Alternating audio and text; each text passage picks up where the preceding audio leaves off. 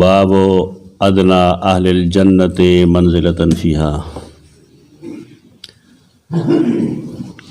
دے باب کے محدث دا بیانول غختل چې جنت کې د یو ادنا د یو معمولی جنتی بدل وسیخ دا هغه منزل دا هغه مرتبه وسیخ. هغې دپاره د حدیث پیش کو حدیث 117 خو مخکې ته ځای خالی دی. مقصد دا چې دا خو یا د مصنف نه پاتې شوی دی یا لیکونکي نه پاتې شوی دی. بیا ورپسې کم 118 نمبر حدیث دی د هغې تعلق دغې باب سره نشته. دا انساني کوششونه څه څیزونه ضایع راځای شي. دا حدیث چې ټول اولولې د هغې تعلق دغې عنوان سره نشته کوم چې مخکې لیکلی دی.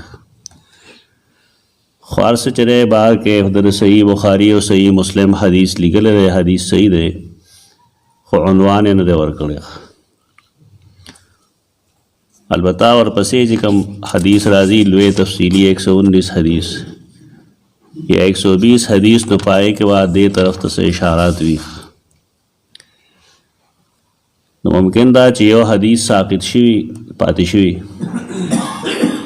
حدیث د انس بن مالک رضی الله تعالی عنہ. د دې احادیثو دپاره ښه عنوان د شفاعت کبرا دی. شفاعت سفارش ته وایي. ابل ورځ درس کې مونږه د شفاعت شرایط ښودلي وو چې بعضې شرطونه په سفارش کوونکي کې پکار دي او بعضې شرطونه مشفوع له کې دي د چا چې سفارش کولی شي. درې څلور شرطونه وو او بنیادي شرط دا و چې کله الله اجازت وکړي. د مسلمانانو کې د اهل سنت والجماعت چې کومه ډله ده نو د هغې مذهب او رایه دغه ده چې شفاعت به رسول الله صلی الله علیه وسلم ته اجازت اول کولی شي. دې ته شفاعت کبرا وایي. او پاتې شو نور خلک کم چې مخکې احادیثو کې تاسو ویل هغه سفارشونه هم د الله په اذن دي او هغه سفارش کبرا نه دی بلکې صغرا دی. ورکوټي سفارشونه دي. خو دغه ټول سفارشونه والا هغې کېږي چې رسول الله صلی الله علیه وسلم شفاعت وکړي. البته معتزله د شفاعت منکر دي. هغې نه تسلیموي. هغې وایي دا د الله د قواعدو خلاف ده. مونږ ویل خلاف نه ده. په احادیثو کې د دې تذکره شته. قرآن او حدیث د دې منبع یو دی. قرآن کې چې کوم اجمال دی نو حدیث کې د هغې تفصیل کېږي. قرآن د شفاعت رد کوي نو هغې ته مونږ شفاعت په زور وایو او یو ثابتوي نه ته شفاعت بالإذن وایي. مبارکه د اهل سنت والجماعت دا عقیده ده چې مسلمانانو دپاره به رسول الله صلی الله علیه وسلم شفاعت کوي. هغې دپاره دعا ضرورت هم وي چې سړی دعاګانې کوي. په هغې دعاګانو کې یو بنیادي دعا ده چې کله یو بني آدم هغه کوي نو رسول الله صلی الله علیه وسلم فرمایي كنت له شفیعا یوم القیامه، زبا د قیامت پر ورځ د هغه سفارشي یم. دا خو هر مسلمان غواړي چې د قیامت پر ورځ زما رسول سفارش وکړي. کومه دعا ویل پکار دي؟ هغه یو مختصر دعا ده. 15 وخته به انسان هغه کوي.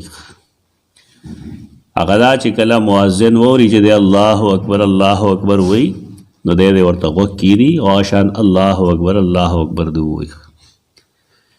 د مؤذن د اذان جواب دی ورکي. دا حدیث ډېر مهم دی او 15 وخته موږ ته الله دا موقع راکوي چې مونږه د نبی کریم صلی الله علیه وسلم د شفاعت مستحق شو. لیکن زمونږ په دې احادیثو څه کار نه. خلق چې بانګ ووري خبرې به کوي بیا غلې غوندې خاموش شي خدای خیر ووایي نو بیا خبرې شروع کړي. نه د اذان جواب وکړه. دا واجب یا لازم مازم نه دی. سړی چې هغه په حدیث پوهېږي نو په دې پوهېږي چې مونږ ټول د رسول الله صلی الله علیه وسلم شفاعت ته محتاج یو او الله مونږ له 15 وخته یو موقع راکوي چې مونږ هغه کار وکړو د نبی کریم صلی الله علیه وسلم د وینا مطابق هغه به زمونږ سفارشي جوړېږي. قولو مثل ما یقول، څنګه چې مؤذن وایي تاسو هغه شانته وایه. هغه ویلو کې هم زمونږ ځان له طریقې دي. یعنې حدیث نه ګورو چې حدیث کې مونږ ته څه ویلي دي، کم صاحب چې څه خوښوي بس هغه کوي. مثل ما یقول دا مطلب څنګه چې هغه وایي هغه شان وایه. البته دوه موقع داسې دي چې رسول الله صلی الله علیه وسلم پای کې ترمیم کړی چې هغه شانته به نه وایه. دا الله اکبر جواب کې الله اکبر وایه. دا اشهد ان لا اله الا الله جواب کې واشهد ان لا اله الا الله وایه. او دا اشهد ان محمد رسول الله په جواب کې واشهد ان محمد رسول الله وایه. تحیہ علی الصلاۃ په جواب کې ولا حول ولا قوت الا بالله وایه. تحیہ الفلاح په جواب کې هم لا حول ولا قوت الا بالله وایه. او باقی الله اکبر او لا اله الا الله په جواب کې هم دغه وایه.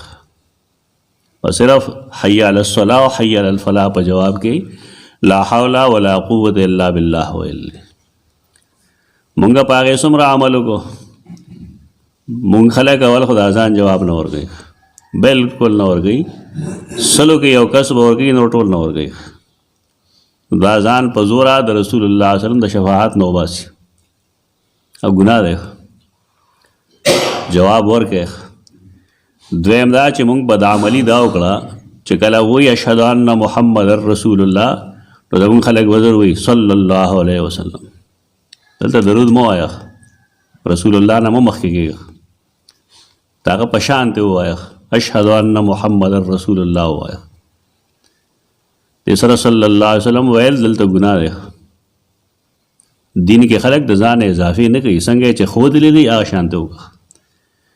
دا به در سوال وکړي چې ورته سوال خولي چې په رسول الله صلی الله علیه وسلم درود ویل پکار دی او پکار دی، خو هغه ځایونو کې کوم ځای چې اجازت دی.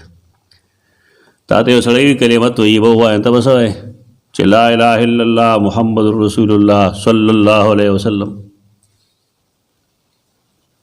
عجیبه خلک دی، عجیبه کارونه دي.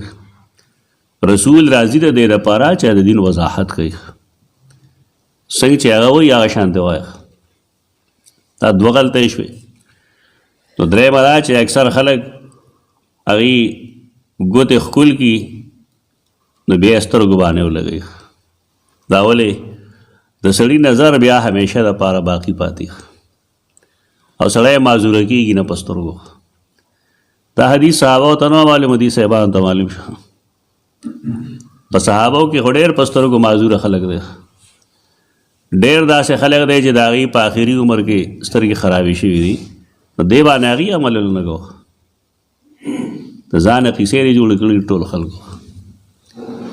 اولې څوک وایي نه او که کوي نو د دومره غلطۍ به کې کوي. رسول الله صلی الله علیه وسلم د دې دپاره راغلی دی چې د هغه فرمان برداري به کولی شي. په خولیا سې مه زده کوه، عملي ثابت کا چې څنګه هغه ویلي زه به هغه شان کوم، څنګه یې کړي دي زه به هغه شانته کوم. په دې خلک خفه شي، پلانې مولوي صاحب دا وایي، پلانې مولوي صاحب دا وایي. رسول الله دا د مولوي صاحب نه بره نه ښکاري، خو زیاتی دی. څنګه چې هغه ویلي هغه شانته ووایه. هغې نه وروسته به څه کوئ؟ هغې نه وروسته به درود ووایه اللهم صل علی محمد وعلی آل محمد. دغه درود زه ثم صلوا علیه، بیا به ما درود ووایه. اللهم صل اللهم بارک د ټول نه افضل درود ده. یو سړی چې پوهېږي د هغه دا پوهه پکار ده چې په مونځ نه افضل عبادت نشته دی، او په هغې کم اسکار چې مونږ کوو د هغې نه غوره عبادت نشته. په دې وجه د مونځ درود د ټول نه غوره دی. په دې کې جګړه یا د بحث ضرورت نشته. هر مسلمان په مونځ کې چې کم درود وایي دا د ټولو نه افضل دی. دا چې ووایه نو بیا به دعا وکړي چې اللهم رب هذه الدعوة التامة والصلاة القائمة آت محمدا الوسیلة والفضیلة وابعثه مقاما محمودا الذي وعدته. بس دیکھ دا نور الفاظ خلقو دا ځان ور داخل کړي دي. ورزقنا شفاعته و فلان و فلان. د نبی کریم صلی الله علیه وسلم په دعا کې دغه الفاظ نشته. دا پنځه وخته یو ټریننګ دی، د دعا یو موقع مونږ ته ملاویږي، لیکن زمونږ خلک دې ته متوجه نه اوزګار نه ولې شفاعت ته ضرورت نشته بل څه وجه خو نشته 2 منټه څوک خپلې خبرې نه ودرېږي چای څښل څوک 1 منټ دپاره نه دوستو کوي اوږې شوی دی ډېر دا د قیامت سختۍ چې انسان ته معلومي شي نو بیا په دې پوه شي چې زما د نبي څه مرتبه ده او هغه نبي ما ته د قیامت د سختونو د بچ کېدو دپاره کومه طریقه ښودلې ده د هغې اسانه طریقه دا ده په دې پیسې نه لګي البته بانک چې سړی وایي نو 2-3 منټه پې لګي خو چې 3 منټه کې بانک کې یو خو د خلکو بانکونه یي که نه او ته په 4 رکعاته وکړې دغه بانک نه خلاصېږي امیان خلک یي او دا لې پکې وایي د وایي غزل وایي مختصر بانک وایي بس خلک ووري حرمینو کې چې کوم بانک دی دا هم شرعاً غلط دی دغه د علما لیکي دي ته غلط کوي تاسو مختصر بانک پکار دی بانک چې وویلی شي هغې پسې اول درود دی بیا دغه دعا کوي نو چې مونږ 3 منټه هم واخلو بالفرض دروازې 15 منځونه دي د 15 منټه زموږ په دې لګي 15 منټه 15 منټه په ټوله ورځ کې په دعا باندې لګي نو موږ دا نشو کولی چې د رسول الله صلی الله علیه وسلم د سفارش مستحق شو آسان کار دی نو شفاعت قرآن او حدیث کې ثابت دی د ټولو نه مخکنی سفارش به رسول الله صلی الله علیه وسلم کوي د حدیث کې د هغې طریقه ښیي چې څنګه به کوي څه طریقه به داسې به لړ شي الله ته ووایي چې دا خلک سره حساب کتاب وکړه او معافېږه نه د الله مرتبه د کل کائنات نه لویه ده بعض خلق د رسول الله صلی الله علیه وسلم تعریف داسې وکړي چې الله دته کې نه توحید نه پیژندلی پاگلانو بعد از خدا بزرگو توی قصه مختصر دا زمونږه د ایمان حصه ده ایمان د زمونږ چې د رسول الله صلی الله علیه وسلم پشان افضل نبی رسول الله دنیا کې نه ده پیدا کړی ایمان ده تلک الرسل فضلنا بعضهم علی بعض لیکن دا غیر باوجود هغه د الله بنده دی الله رسول تاسو چې وایئ نو وایئ اشهد ان محمدا رسوله وروسته وایي عبده مخکې وایي بنده دی داسې خبره به نه کوې د نبي کریم صلی الله علیه وسلم په باره کې چې د الله نه یې پورته کړي الله چاته نه دی ناست مخلوق الله ته ناست دلته خلکو کې توحید کې ګډوډوالی راشي ډېر لوی رسول دی ایمان دی زمونږ چې د هغه په شان لوی رسول کائنات کې نشته لیکن دی بنده په دې ځان پوهول پکار دی انس بن مالک فرمائی رسول اللہ صلی اللہ علیہ وسلم فرمائے یجمع اللہ الناس یوم القیامت فیقولون خلق به د قیامت پر ورځ الله جمع کی ډېره موده به دي دغه شانتي ولاړي حساب کتاب باندې خلق به وایي مونږ ستړي شو خلق به راجمع شي لو استشفعنا علی ربنا حتی یریحنا من مکاننا که چېرې مونږ الله مخکې څوک سفارش پیش کو خپل رب مخکې د دې لپاره چې مونږ لا په دې ځای کې لږ راحت او آرام راځي مونږ خو د آخرت دې ګرمۍ تنګ کړو ځای چې وګورو ځان له څوک چې هغه الله سره خبرې وکړي فیاتونا آدم نئی به سیدنا آدم لراشي انسانان به آدم علیه السلام ته جمع شي نو احادیثو کې راځي ورته به ووایي چې ته زمونږ پلار یې په بچو چې تکالیف راځي نو پلار ته جمع کېږي هغه نالایقه اولاد دي چې خپل فیصلې په خپله کوي پلار کار څومره کمزور علم والا دی لیکن د هغه تجربه د اولاد د تجربې نه ډېرې ته دې وجه د پلار اهمیت چرې نه ختمېږي که نور څه نه وي نو کم سے کم دعا خو کولی شي د خپل اولاد په باره کې او دا معلومه ده چې د پلار دعا د اولاد په باره کې د ټول نه قبلېږي نو پلار له به صفر کې ضرب نه ورکوو پلار ډېر لوی سړی دی په دې وجه اول د ټول نه مخکې آدم علیه السلام لذي نو ورته به دغه ووایي بیا به ورته ووایي انت الذي خلقک الله بیده ید د الله صفت دی ته الله په خپل لاس پیدا کړی نور کائنات د ملائکو په ذریعہ پیدا کړی دي، لیکن آدم علیہ السلام په خپل لاس پیدا کړی. ونفخ فیک من روحه، او تاکي پوکې کړی د خپل طرف نه د روح، کالبو دې داغه جوړ کو په خپل او بیا پې کې پوکې وکړو. دا عام حدیث دي، صفات سره تعلق لري، خلق پیسې ورتېری کې راتېری کې سوچ پې نه کوي. وامر الملائکۃ فسجدوا لک، ملائکو ته حکم کړو نو ملائکو ته سجده کړو. فاشفع لنا عند ربنا، نو زمونږ د رب په مخ کې مونږ سفارش وکړه. ته زمونږ رب یې، الله زمونږ رب دی، ته زمونږ پلار یې، نیکه یې زمونږ. فیقول لست هناکم، نا به فرمایي زه په دې کې نه یم، زه نشم کولی. وَيَذْكُرُ خَطِيَّتَهُ، خپل خطا و ذکر کی، چې معنی یو خطا شوی و. خطا دا و چې الله زه د یو ونې نه منې کړم دا مه خوره، لیکن ما خوړلی و. دې ته خطا وایي، یو خطا یو ګناه. د دې حدیث لاندې دلته ما راوړه د حافظ ابن حجر کتاب فتح الباری، هغه وایي بعضې خلک دې ځای نه استدلال کوي چې انبیاء علیهم السلام ګناه کوي. انبیاء ګناه نه کوي، انبیاء نه خطا کی. خطا او گناہ کې څه فرق دی؟ گناہ کې اراده ای، لکه یو سړی وایي زه دا غلا کوم، ځان سره سړی واغسته، پړی واغستو، د شپې په تیاره کې ووته او بوټي ته وخوت. دا غیر ارادي شوي که په اراده باندې شوي؟ دا ارادي طور شوي، دې ته ګناه وایي. خطا دې ته وایي چې بالفرض تا سره لاس کې څه کاڼی دی، تا په هغې مرغۍ ویشتله، مخې له سړی راغی د هغه سترګه پې ولګېده، ستا اراده څه وه؟ مرغۍ ویشتل، لیکن سړی راغی په میاس کې هغه ولګېد. ټیک ده، هغه ته تکلیف میلاو شوه، خو دا الله مسله ده، لیکن دې ته خطا وایي، دې ته ذنب نه وایي. نو که تا ته څه ښکاري دا اوس لنډه کولیه شوه، د انبیاء کرامو په مخ کې تا ته څه ښکاري چې دا وګوره موسی علیہ السلام سړی مړ کړی دی. ټیک ده سړی مړ کړی، څوک چې نه مړ کړی، خو آیا دا ګناه دی؟ دوو کسانو جنګ کو، هغه جنګ والا د خلاصول، یو له هم سوک ورکړه بل له هم سوک ورکړه، یو پکې مړ شو. نو دا خطا دی، ته خطا وایي، ته قتل خطا وایي. په سوک باندې څوک مري؟ دا یاد کې دا خبره او ذهن کې ور واچوي چې انبیاء علیهم السلام گناه نه کوي، هغې نه خطا کېږي، غیر ارادي طور باندې کارونه ته وشي، هغه هم الله معاف کړي دي. دلته تفصیلي بحث کړی دی حافظ ابن حجر اسقلاني رحمه الله. آدم علیه السلام ونه ولې خوړلې وه؟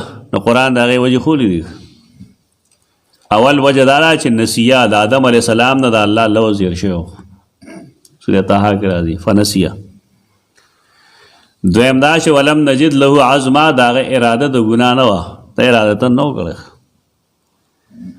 څه وجې یې سورة الاعراف کې ښودلي دي چې شیطان چې کوم دی دې ته قسم وخوړ چې زه ستاسو خیرخواه یم. شیطان ممکن ده په داسې جامه کې هغې ته ښکاره شوي چې هغه هغې نه ولیدلی، لالچ یې ورله ورکړو، حرس یې ورکړو، او ورته ویل که جنت دا ونه مو خوړه همیشه به جنت کې پاتې شي. د الله په نوم به ته اعتماد کوې که ونه کوې؟ که تا ته یو سړی د الله د نوم قسم وخوري، زما دی په الله قسم وي دا خبره داسې ده، ته به څه کوې؟ خلک دا اسباب نه ګوري، بس راشي او راوبغي چې آدم علیه السلام ګناه کړی. کوم ځای ګناه کړی؟ ګناه اراده غواړي، د هغه اراده نشته دی، بلا اراده هغه کار شوی دی، نو دا گناه نه دی. لیکن د لوی خلقو کار دا چې که د هغې نه خطا ومشي نو هغه هغې ته لوی ګناه ښکاري. یو خو زمونږ کار دی که نه، مونږ خو خان په بډه کړو نو بیا هغې له تاویل کوو چې نه جي دا داسې نه و، داسې و، دا داسې نه و، داسې و. دی به وي زه نه یم. ویذکر خطیته، او خپله خطا ذکر کړي. ویقولو تو نوحا، هغې به وایي نوح علیہ السلام له لړ شی، اول رسول الله، دا الله اول رسول دی. دا حدیث ته دی نه خلک استدلال کوي چې آدم علیہ السلام نبی نو. دا پاگل خلک دی، بس ټول دین په یو حدیث کې یا د قرآن په یو آیت کې نه کنه. د دې لپاره به سړی ټول متعلقه ځایونه ګوري. آدم علیہ السلام اولنی نبی دی، نو بیا نوح علیہ السلام ته په دې کې اول رسول ولوي ته دې لپاره تاریخ قتل پکار دی. د نوح علیہ السلام تر زمانه پورې خلکو کې شرک نه و. د نوح علیہ السلام زمانه کې خلکو کې شرک پیدا شو. دا اول رسول دی لرد شرک، د شرک د رد د پاره دا لومړنی رسول دی. تر دا وخت خلک نیکان خلک وو. لومړنی جرم چې کوم شی دی د آدم علیہ السلام په اولاد کې هغه دا چې قابیل لګېدلی دی او حابیل یې قتل کړی دی. خو شرک بیا هم نه و، دغه لومړنی ګناه و. او دا د آدم علیہ السلام سلبي اولاد دی، خپل اولاد، زموږ په شان اولاد نه، کوم چې د هغه نه پیدا دي. بیا د نوح علیہ السلام تر زمانه شرک نه و. شرک هغه زمانه کې پیدا شو. اول رسول چې الله د شرک د رد دپاره لېږلی دی هغه نوح علیہ السلام دی. دې کې څه اشکال نشته. هلته لاړ شئ، هغه له به لاړ شي فیقولو، هغه به مو ورته وایي لست هناکم، زم پکې نه یم. ویذکر خطیته، او خپله خطا ذکر کړي. دا خطا څه نشته، خو قرآن دا لیکلي دي چې هغه یو بد دعا کړې وه چې ربه زما دا قوم تباه کړې. نو دا څه غلطي نه ده داسې، خو بار کیف سړی چې هغه 9.5 کاله په یو قوم کې پاتې شي او په 9.5 کاله کې د پیغمبر په ترغیب صرف 11 کسان مسلمانان شي، او د هغې پیغمبر خو زړه د کتو دی. ستا به خیال د خولې نه به څه وځي. تو ابراهیم لړل شي، هغه ابراهیم چې الله خپل دوست جوړ کړو. فیاتونه، هغه له به راشي، ناوم ورته وایي لست هناکم، زه پکې هم نه یم. ویذکر خطیته، او خپله څه خطا ذکر کړي چې ما نه فلانی خطا شوی. موسی لړل شي الذي کلمه الله، چې الله هغه سره کلام کړی دی. دی به هغه لړل شي، ناوم ورته وایي لست هناکم، زه هم نشم کولی دا. فیذکر خطیته، او خپله څه خطا ذکر کړي. عیسیٰ تلل شي فیاتونه، عیسیٰ له براشي، ناوم ورته وایي لست هناکم. دا ګوره څومره لوی جلیل القدر رسولان او انبیا دي. د الله مخکې څوک خبره نشي کولی. من ذا الذي یشفع عنده، ورپسې الا باذنه. هېڅ څوک مخې له نشي تللی د الله. دلته خلک څه وایي بس نو،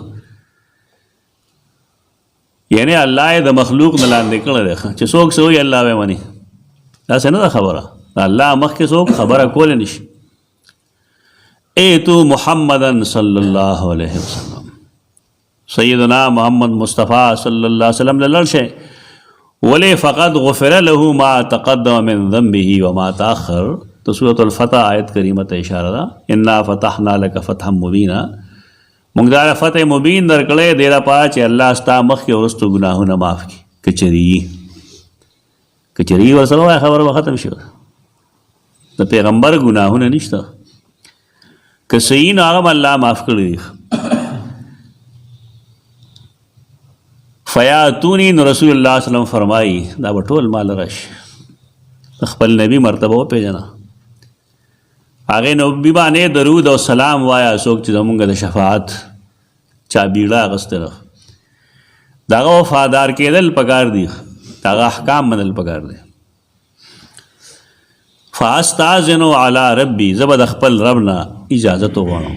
اذن به وغواړم چې ربه مال د یو 2 رکعاتو اجازت راکړه.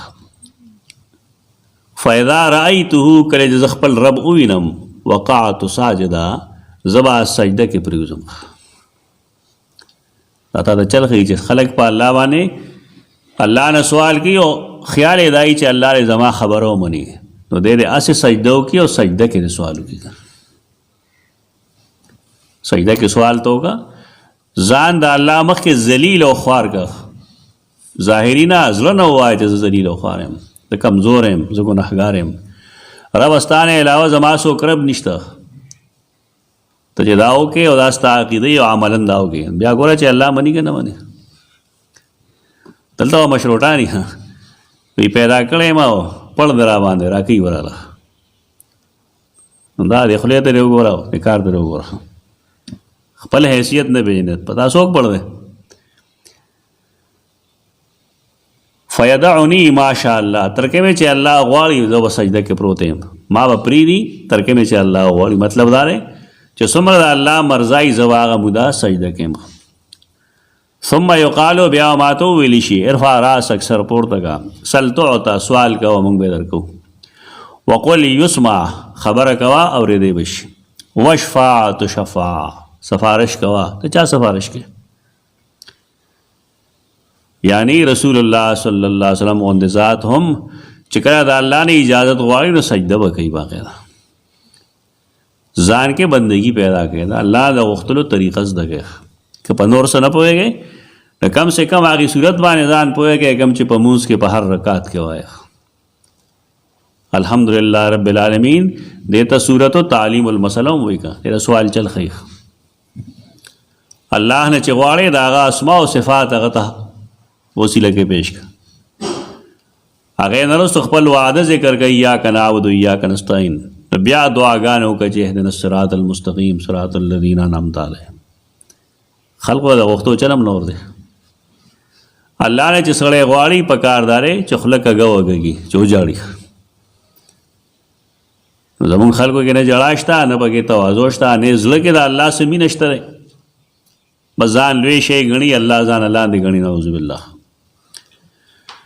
فارفع راسي فاحمد ربي بتحمید يعلمني زه به خپل سر پورته کړم او د الله هغه حمدونه به ووایم کم حمدونه چې ما ته به هلته ښیي په بل حدیث کې واضح راځي هغه حمدونه ما ته دلته نه دي ښودلی شي قیامت کې به راته وښیي ثم اشفع فیحد لی حدا بیا ما ته سفارش شروع کړي خو ما ته به یو حد مقرر کړي یعنې د هغه شفاعت محدود دی چې فلانی فلان کی کسانو له وکړې فلان کی فلان کی له ونه کوي ثم اخرجهم من النار وادخلهم الجنه بیا به زه دی د جهنم نه راوباسم او جنت ته به داخل کړم دا ولې وایي دا په دې وجه وایي چې د هغه په دعا د هر څه کېږي د هغه په سفارش کېږي دا خو د اسبابو لاندې دي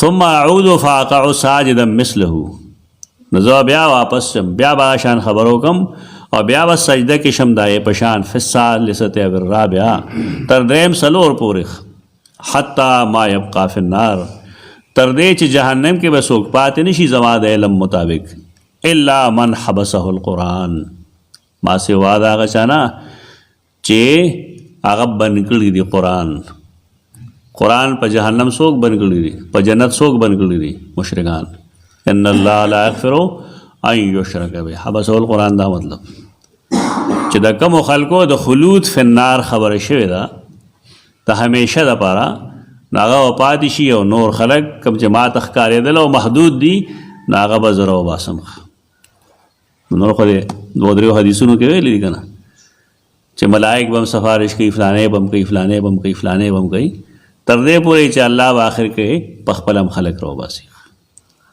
دې ته وایي شفاعت کبرا د دې لپاره اسانه نسخه ده کومه چې تاسو ته ما ښودله چې د هر اذان په وخت کې خبرې پرېږدئ مؤذن په شانته وینا کوي هغې پسې وروستو درود وایي هغې پسې دعا کوي اللهم رب هذه الدعوة التامة والصلاة القائمة نو دا به د انسان د شفاعت کبرا د شفاعت سبب جوړېږي بله چې خپل رسول په اتباع کې چرم مه هېروئ هر ځای کې چې څه کار وي نه یې کې د نبي کریم صلی الله علیه وسلم سنت معلوموئ چې زما د نبي طریقه دلته کې څه ده چې زه په هغې باندې عمل وکړم دا دوه مختصر څیزونه دي چې په دې باندې انسان د رسول الله صلی الله علیه وسلم د شفاعت مستحق کېږي اقول قولي هذا استغفر الله لكم ولسائر المسلمين